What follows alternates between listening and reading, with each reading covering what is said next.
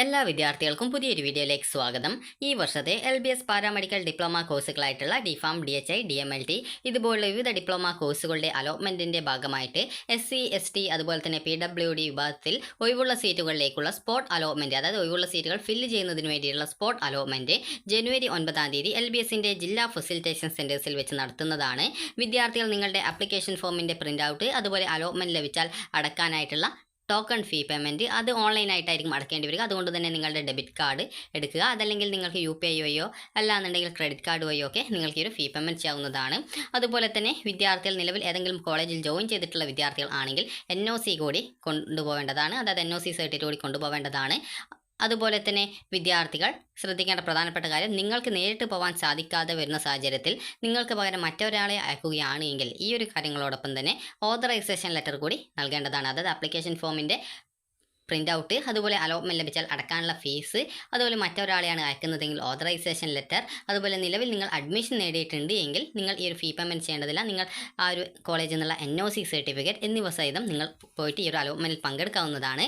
ഈ ഒരു അലോട്ട്മെൻറ്റിൽ നേരത്തെ പറഞ്ഞതുപോലെ തന്നെ SC, ST അതുപോലെ PWD, അതായത് പേഴ്സൺ വിത്ത് ഡിസബിലിറ്റീസ്, അതായത് അംഗവൈകല്യമുള്ള വിദ്യാർത്ഥികൾക്കാണ് PWD, അതായത് പേഴ്സൺ വിത്ത് ഡിസബിലിറ്റീസ് എന്ന് പറയുന്നത്. അപ്പോൾ അങ്ങനെയുള്ള വിദ്യാർത്ഥികൾക്ക് മാത്രമാണ് ഇതിൽ പങ്കെടുക്കാൻ സാധിക്കുക. മറ്റ് കാറ്റഗറിയിലുള്ള വിദ്യാർത്ഥികൾക്കൊന്നും ഈ ഒരു അലോട്ട്മെൻറ്റിൽ പങ്കെടുക്കാൻ സാധിക്കുന്നതല്ല. അതുപോലെ തന്നെ വിദ്യാർത്ഥികൾ ചോദിച്ചൊരു പ്രധാനപ്പെട്ട ഒരു സംശയമായിരുന്നു, PWD കാറ്റഗറിയിലുള്ള വിദ്യാർത്ഥികൾ ആ ഒരു കാറ്റഗറിയിൽ ഒഴിവുള്ള സീറ്റുകളിലേക്ക് വന്നിട്ടില്ല എങ്കിൽ അതിലേക്ക് SC, ST വിദ്യാർത്ഥികളെ പരിഗണിക്കുമോ എന്നുള്ളത്. അപ്പോൾ അത് പരിഗണിക്കില്ല. അത് ആ ഒരു വിഭാഗത്തിലേക്കായിട്ട് റിസർവ് ചെയ്ത സീറ്റാണ്. അത് പിന്നീട് മാത്രമാണ് ആ ഒരു സീറ്റ് പൊതുമെറിറ്റിലേക്ക് ചേഞ്ച് ചെയ്യപ്പെടുക. നിലവിൽ അത് PWD വിഭാഗത്തിന് തന്നെ റിസർവ് ചെയ്തു വെച്ച സീറ്റാണ്. അപ്പോൾ വിദ്യാർത്ഥികൾക്ക് ഇതുമായി ബന്ധപ്പെട്ട് ഈ ഒരു LBSൻ്റെ ജില്ലാ ഫെസിലിറ്റേഷൻ സെൻറ്റേഴ്സിൽ വെച്ചിട്ടാണ് ഈ ഒരു സ്പോട്ട് അലോട്ട്മെൻറ്റ് നടത്തപ്പെടുന്നത്. നിങ്ങൾക്ക് നിങ്ങളുടെ വീടിൻ്റെ തൊട്ടടുത്തുള്ള ഏത് LBSൻ്റെ ഫെസിലിറ്റേഷൻ സെൻ്ററാണോ ഉള്ളത് ആ ഒരു സെൻറ്ററിൽ നിങ്ങൾ ഈ ഒരു ജനുവരി 9 രാവിലെ 11 മണിക്ക് മുമ്പായിട്ട് പോയിട്ട് നിങ്ങളുടെ പേര് രജിസ്ട്രേഷൻ ചെയ്യുക. അങ്ങനെ രജിസ്ട്രേഷൻ ചെയ്ത് കഴിഞ്ഞാൽ അന്നേ ദിവസം തന്നെ ഈ ഒരു സംസ്ഥാനത്തെ മുഴുവൻ LBS ഫെസിലിറ്റേഷൻ സെൻറ്റേഴ്സിലും പേര് രജിസ്ട്രേഷൻ ചെയ്ത വിദ്യാർത്ഥികൾ ഉൾപ്പെടുത്തിക്കൊണ്ട് ഒരു റാങ്ക് ലിസ്റ്റ് തയ്യാറാക്കി അന്ന് തന്നെ ഈ ഒരു അലോട്ട്മെൻറ്റ് റിസൾട്ട് നിങ്ങൾക്ക് അന്ന് ഉച്ചയോടെ തന്നെ നിങ്ങൾക്ക് അലോട്ട്മെൻറ്റ് റിസൾട്ട് അറിയാവുന്നതും, അലോട്ട്മെൻറ്റ് കിട്ടുകയാണെങ്കിൽ നിങ്ങൾക്ക് ടോക്കൺ ഫീ പേയ്മെൻറ്റ് ചെയ്യാവുന്നതും, നിലവിൽ അലോട്ട്മെൻറ്റ് ലഭിച്ച് ഈ ഒരു NOC വെച്ച് ഈ ഒരു അലോട്ട്മെൻറ്റിൽ പങ്കെടുക്കുന്ന വിദ്യാർത്ഥികൾ അലോട്ട്മെൻറ്റ് ലഭിക്കുകയാണെങ്കിൽ പുതുതായിട്ട് അലോട്ട്മെൻറ്റ് ലഭിച്ച കോളേജിൽ ജോയിൻ ചെയ്യേണ്ടതായിട്ട് വരും. അതുപോലെ അലോട്ട്മെൻറ്റ് കിട്ടുന്ന വിദ്യാർത്ഥികൾ തൊട്ടടുത്ത ദിവസങ്ങളായിട്ട് അതത് കോളേജുകളിൽ അലോട്ട്മെൻറ്റ് കിട്ടിയിട്ടുണ്ടെങ്കിൽ ജോയിൻ ചെയ്യേണ്ടതായിട്ട് വരുന്നതാണ്. അപ്പോൾ ഇതുമായി ബന്ധപ്പെട്ടുള്ള നിർദ്ദേശങ്ങളും അതുപോലെ തന്നെ ഡിസ്ട്രിക്ട് ഫെസിലിറ്റേഷൻ സെൻറ്റർ, അതുപോലെ ഓതറൈസേഷൻ ലെറ്റർ, അതായത് ഓതറൈസേഷൻ ഫോം എന്നിവയുടെ ഡീറ്റെയിൽസും അതുപോലെ തന്നെ വേക്കൻസീസും വെബ്സൈറ്റിൽ പ്രസിദ്ധീകരിച്ചിട്ടുണ്ട്. അപ്പോൾ ആദ്യം തന്നെ നമുക്ക് ഈ ഒരു വേക്കൻസീസ് പരിശോധിക്കാം. അപ്പോൾ ഇവിടെ നിങ്ങൾക്ക് LBSൻ്റെ വെബ്സൈറ്റിൽ തന്നെ വേക്കൻസീസ് കൊടുത്തിട്ടുണ്ട്. അപ്പോൾ നമുക്ക് ആ ഒരു വേക്കൻസീസിൻ്റെ അവിടെ ആയിട്ട് നിങ്ങൾക്ക് ഡൗൺലോഡ് ഓപ്ഷൻ കാണാം. അതിൽ ക്ലിക്ക് ചെയ്ത് നിങ്ങൾ ഡൗൺലോഡ് ചെയ്തെടുക്കുക. അപ്പോൾ ഇവിടെ നിങ്ങൾക്ക് കാണാൻ സാധിക്കുന്നതാണ് ഈ ഒരു ഏതൊക്കെ വിഭാഗങ്ങളിലാണ്, അതായത് ഏതൊക്കെ കാറ്റഗറിയിലാണ് സീറ്റ് ഉള്ളത് എന്നുള്ളത്. അപ്പോൾ ആദ്യം തന്നെ ഉള്ളത് ഗവൺമെൻറ് കോളേജുകളിലാണ്. PD കോട്ടയിലുള്ള ഒഴിവുകളാണ് ആദ്യം നൽകിയിട്ടുള്ളത്. അതിനുശേഷം സെൽഫ് ഫിനാൻസ് കോളേജിലാണ് ഈ ഒരു SC, ST വിഭാഗത്തിലുള്ള വിദ്യാർത്ഥികൾക്കായിട്ടുള്ള സീറ്റ് ഉള്ളത് എന്നാണ് തോന്നുന്നത്. അപ്പോൾ ഇത് സെൽഫ് ഫിനാൻസ് കോളേജുകളാണ് കാണുന്നത്. അപ്പോൾ ഈ രീതിയിൽ നിങ്ങൾക്ക് താല്പര്യമുള്ള കോളേജ് ഉണ്ടോ അതുപോലെ കോഴ്സുകളുണ്ടോ എന്നുള്ള കാര്യം നിങ്ങൾ ജസ്റ്റ് ഒന്ന് പരിശോധിക്കുക. അപ്പോൾ ഇവിടെ നിങ്ങൾക്ക് കാണാൻ വിവിധ കോളേജുകളുണ്ട്. അതുപോലെ തന്നെ സെൽഫ് ഫിനാൻസ് കോളേജ് മാത്രമല്ല ഗവൺമെൻറ് കോളേജ് കൂടി ഇതിൽ ഉൾപ്പെടുത്തിയിട്ടുണ്ട്. അതായത് ഇതിനിടയിലായിട്ട് ഗവൺമെൻറ് കോളേജിൻ്റെ വേക്കൻസീസും കൊടുത്തിട്ടുണ്ട്. അപ്പോൾ നിങ്ങൾക്ക് ഏതൊക്കെ കോളേജിലാണ് ഈ ഒരു വേക്കൻസീസ് വരുന്നത് എന്നുള്ളത് കൃത്യമായിട്ട് പരിശോധിച്ച് നോക്കുക. അതായത് സെൽഫ് ഫിനാൻസിലാണോ അല്ലെങ്കിൽ ഗവൺമെൻറ് കോളേജിലാണോ വേക്കൻസീസ് വരുന്നത് എന്നുള്ളത്. അപ്പോൾ ഈ ഒരു SC, ST വിഭാഗത്തിലുള്ള വിദ്യാർത്ഥികൾക്ക് ഈ ഒരു ഗവൺമെൻറ് കോളേജിലും ഈ ഒരു DPharmനൊക്കെ കോഴിക്കോട് ഗവൺമെൻറ് മെഡിക്കൽ കോളേജിലൊക്കെ DPharmന് വേക്കൻസീസ് കൊടുത്തിട്ടുണ്ട്. ഒരു വേക്കൻസിയാണ് ST വിഭാഗത്തിലുള്ള വിദ്യാർത്ഥികൾക്ക് വേണ്ടിയിട്ട് അവിടെ ഉള്ളത്. അതുപോലെ തന്നെ മറ്റ് കോളേജുകൾ നോക്കുന്ന സമയത്ത് ബാക്കിയൊക്കെ ഏകദേശം സെൽഫ് ഫിനാൻസ് കോളേജാണ് വരുന്നത്. അതുപോലെ തന്നെ ഇതിനിടയിലൊക്കെ ആയിട്ട് ഗവൺമെൻറ് കോളേജ് കൂടി കൊടുത്തിട്ടുണ്ട്. അതായത് ഇവിടെ നിങ്ങൾ നോക്കുന്ന സമയത്ത് SC വിഭാഗത്തിൽ റേഡിയോളജിക്കൽ ടെക്നോളജിക്ക് ഒരു സീറ്റ് പരിയാരം കണ്ണൂർ ആ ഒരു മെഡിക്കൽ കോളേജിൽ കൊടുത്തിട്ടുണ്ട്. അതായത് പരിയാരം മെഡിക്കൽ കോളേജിൽ കൊടുത്തിട്ടുണ്ട്. അപ്പോൾ ഈ ഒരു രീതിയിൽ നിങ്ങൾക്ക് ഇതിനിടയിലൊക്കെ ആയിട്ട് ഈ ഒരു ഗവൺമെൻറ് കോളേജ് കൂടി കാണാം. കൂടുതലും സെൽഫ് ഫിനാൻസ് കോളേജാണ് കൊടുത്തിട്ടുള്ളത്. ഇതിനിടയിലായിട്ട് ഗവൺമെൻറ് കോളേജ്, അതായത് ഇവിടെ നിങ്ങൾക്ക് കാണാം തൃശ്ശൂർ ഗവൺമെൻറ് മെഡിക്കൽ കോളേജിൽ ഓഫ്താൽമിക് അസിസ്റ്റൻറ്റ് SC വിഭാഗത്തിൽ അത് ഒരു സീറ്റ് ഉണ്ട്. ഈ ഒരു രീതിയിൽ നിങ്ങൾക്ക് ഇതിനിടയിലൊക്കെ ആയിട്ട് ഗവൺമെൻറ് സീറ്റും സെൽഫ് ഫിനാൻസ് സീറ്റൊക്കെ മിക്സ്ഡ് ആയിട്ടാണ് കൊടുത്തിട്ടുള്ളത്. അപ്പോൾ നിങ്ങൾ ജസ്റ്റ് ഒന്ന് പരിശോധിച്ച് നിങ്ങൾക്ക് താല്പര്യമുള്ള കോളേജ് കോഴ്സുകളിൽ വാക്കൻസീസ് ഉണ്ടോ എന്നുള്ളത് പരിശോധിക്കുക.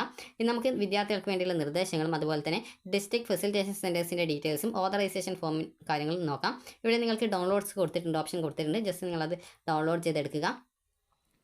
അപ്പോൾ ഇതിൽ നിങ്ങൾക്ക് വേണ്ടിയുള്ള ഇൻസ്ട്രക്ഷൻസ് ഉണ്ട്. ആദ്യം തന്നെ നമുക്ക് ഇൻസ്ട്രക്ഷൻസ് നോക്കാം. അതായത് സ്പോട്ട് അലോട്ട്മെൻറ്റിൽ നിങ്ങൾ പങ്കെടുക്കാൻ താല്പര്യമുണ്ടെങ്കിൽ LBSൻ്റെ ഈ ഒരു ഡിപ്ലോമ റാങ്ക് ലിസ്റ്റിൽ ഉൾപ്പെട്ട വിദ്യാർത്ഥികളായിരിക്കും സാധാരണ ഇതിൽ പങ്കെടുക്കുക. അപ്പോൾ അങ്ങനെയുള്ള വിദ്യാർത്ഥികൾ ഈ ഒരു ഡിസംബറിൽ ജനുവരി 9-ാം തീയതി രാവിലെ 11 മണിക്ക് മുമ്പായിട്ട് ഹാജരായി നിങ്ങളുടെ പേര് രജിസ്ട്രേഷൻ ചെയ്തിരിക്കണം.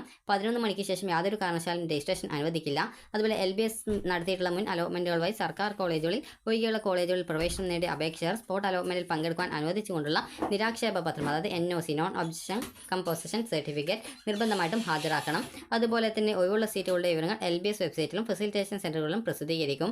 അതുപോലെ സ്പോട്ട് അലോട്ട്മെൻറ്റിൽ പങ്കെടുക്കുന്നവരുടെ റാങ്കിൻ്റെ അടിസ്ഥാനത്തിലായിരിക്കും അലോട്ട്മെൻറ്റ് നടത്തുന്നത്. റാങ്ക് ലിസ്റ്റ് വെബ്സൈറ്റിലും ഫെസിലിറ്റേഷൻ സെൻ്ററുകളിലും പ്രസിദ്ധീകരിക്കുന്നതാണ്. സ്പോട്ട് അലോട്ട്മെൻറ്റിൽ പങ്കെടുത്ത അലോട്ട്മെൻറ്റ് ലഭിക്കുകയും ടോക്കൺ ഫീസ് അടക്കുകയും ചെയ്ത ശേഷം കോളേജുകളിൽ അഡ്മിഷൻ നേടാത്ത വിദ്യാർത്ഥികളുടെ ടോക്കൺ ഫീസ് തിരികെ കിട്ടുന്നതല്ല. അതിനാൽ പ്രവേശനം നേടാൻ താല്പര്യമുള്ളവർ മാത്രം ഈ ഒരു സ്പോട്ട് അലോട്ട്മെൻറ്റിൽ പങ്കെടുക്കുക. അതായത് ഈ ഒരു കാര്യം വിദ്യാർത്ഥികൾ പ്രത്യേകം ശ്രദ്ധിക്കുക. നിങ്ങൾക്ക് അലോട്ട്മെൻറ്റ് ലഭിച്ച് നിങ്ങൾ അഡ്മിഷൻ നേടുമെന്ന് ഉറപ്പുണ്ടെങ്കിൽ മാത്രം നിങ്ങൾ ഇതിൽ പങ്കെടുക്കുക. കാരണം അലോട്ട്മെൻറ്റ് കിട്ടി ടോക്കൺ ഫീ പേയ്മെൻറ്റ് ചെയ്ത് കഴിഞ്ഞാൽ പിന്നീട് ആ ഒരു പൈസ നിങ്ങൾ അഡ്മിഷൻ നേടിയിട്ടില്ലെങ്കിൽ അത് തിരികെ നൽകുന്നത് അല്ല. അതുകൊണ്ട് തന്നെ താല്പര്യമുള്ളവർ മാത്രം ഇതിൽ പങ്കെടുത്താൽ മതി. അലോട്ട്മെൻറ്റ് ലഭിക്കുന്നവർ മുൻപ് ഫീസ് അടച്ചിട്ടില്ലാത്തവർ ആണെങ്കിൽ ടോക്കൺ ഫീസായിട്ട് 10,000 രൂപയും അതുപോലെ SC ST OEC അതുപോലെ ചിൽഡ്രൻസ് ഓഫ് ഫിഷർമാൻ വിഭാഗത്തിൽ ഉൾപ്പെട്ടവർ 100 രൂപയും അപ്പോൾ തന്നെ LBS സെൻറ്റർ മുഖേന ഓൺലൈനായിട്ട് അടയ്ക്കേണ്ടതാണ്. അലോട്ട്മെൻറ്റ് ലഭിക്കുന്നവർ അലോട്ട്മെൻറ്റ് മെമ്മോയും ഒറിജിനൽ സർട്ടിഫിക്കറ്റുകളുമായിട്ട് 2025 ജനുവരി 13-നകം അതത് കോളേജുകളിൽ നേരിട്ട് ഹാജരായിട്ട് വിദ്യാർത്ഥികൾ അഡ്മിഷൻ നേടണം.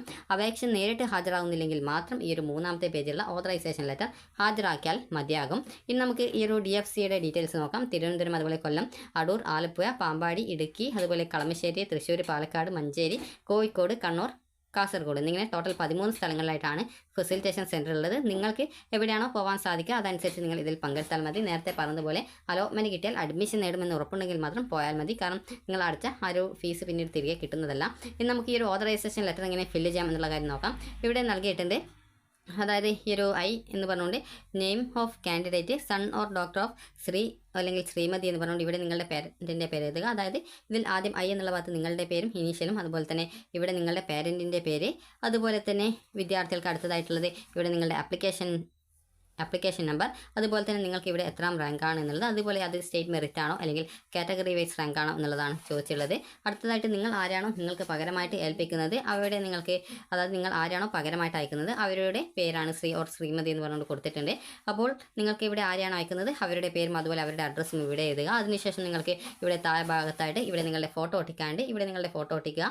അതിനുശേഷം ഇവിടെ സിഗ്നേച്ചർ ഓഫ് കാൻഡിഡേറ്റ്, അത് നിങ്ങളുടെ സിഗ്നേച്ചർ, അതുപോലെ തന്നെ നിങ്ങളുടെ പേര്, അഡ്രസ്സ് എന്നിവ എഴുതുക. അതുപോലെ തന്നെ നിങ്ങളുടെ ഫോട്ടോ ഒരു ഗസ്റ്റഡ് ഓഫീസറെ കൊണ്ട് അറ്റസ്റ്റ് ചെയ്യുക. അതുപോലെ തന്നെ ഗസ്റ്റഡ് ഓഫീസറെ കൊണ്ട് എന്ന് പറയുമ്പോൾ ഈ ഒരു സ്കൂളിലെ ഗവൺമെൻറ് ഹയർ സെക്കൻഡറി സ്കൂളിലെ അധ്യാപകർ, അതുപോലെ പോളിടെക്നിക് കോളേജുകളിലെ അധ്യാപകർ, അല്ലെങ്കിൽ AEO എന്നിങ്ങനെ, അല്ലെങ്കിൽ SHO എന്നിങ്ങനെ ഇവരൊക്കെ ഈ ഒരു ഗസ്റ്റഡ് ഓഫീസർ വിഭാഗത്തിലാണ് ഉൾപ്പെടുക. അപ്പോൾ ഇവരിൽ ആരെങ്കിലും നിങ്ങൾക്ക്, അതായത് അവിടെ പോയി കഴിഞ്ഞാൽ ആ സ്കൂളിലോ അല്ലെങ്കിൽ ഗവൺമെൻറ് സ്കൂളിലോ അല്ലെങ്കിൽ ഗവൺമെൻറ് പോളിടെക്നിക് കോളേജിലോ പോയി കഴിഞ്ഞാൽ നിങ്ങൾക്ക് ആ ഒരു ഇത് അറ്റസ്റ്റ് ചെയ്യാം, നിങ്ങളുടെ ഫോട്ടോ അറ്റസ്റ്റ് ചെയ്യാവുന്നതാണ്.